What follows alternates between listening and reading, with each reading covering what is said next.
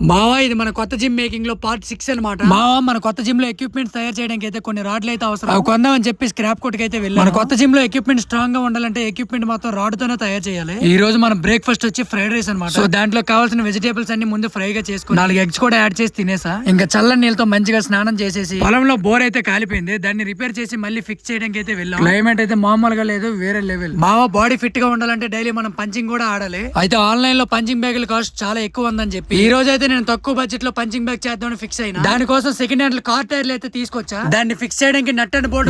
నిజం చెప్పాలంటే మన జిమ్ లోకి చాలా రాడ్లు అవసరం. స్క్రాప్ కోట్ లోకి వచ్చి నాకు కావాల్సిన రాడ్లు మొత్తం తీసుకున్నా. మనకు కావాల్సిన రాడ్లు అన్ని తీసుకుని వాళ్ళ ఆటోలోనే పేర్ చేసా. ఇంకా వాళ్ళ డ్రైవర్ అన్న బయటకు వెళ్ళాడని చెప్పి ఆటో స్టార్ట్ చేసి నేనే తీసుకుని వెళ్ళిపోయా. మనకుండే స్కిల్స్ లో ఇది 17వ మామూలుగా ఉండదు మనతో. ఇంటికి వచ్చి సరుకు దింపేసి మంచిగా ఫ్రూట్స్ అయితే తిన్నా. డైట్ ముఖ్యం మిగులు. మళ్ళీ స్నానం చేసి డ్రెస్ చేంజ్ చేసుకుని వాళ్ళ ఆటో ఇవ్వడానికి అయితే వెళ్ళిపోయా. తర్వాత నన్ను రిసీవ్ చేసుకోవడానికి నా ఫ్రెండ్స్ అయితే వచ్చారు. పక్కూర్లో అన్నదానం ఉందని తెలిస్తే అందరం కలిసి తినడానికి అయితే వెళ్ళాం. కరెక్ట్ గా 1 వీక్ లో మన ఎక్విప్మెంట్ మొత్తం రెడీ అయిపోద్ది. వర్షంలో తడుచుకుని అయినా సరే మన జిమ్ అయితే కంప్లీట్ చేయాలి. నా జిమ్ లో ఎక్విప్మెంట్స్ ఎలా తయారు చేస్తున్నా ఫుల్ వీడియో అప్లోడ్ చేస్తాను, మీరు కూడా చూసేయండి.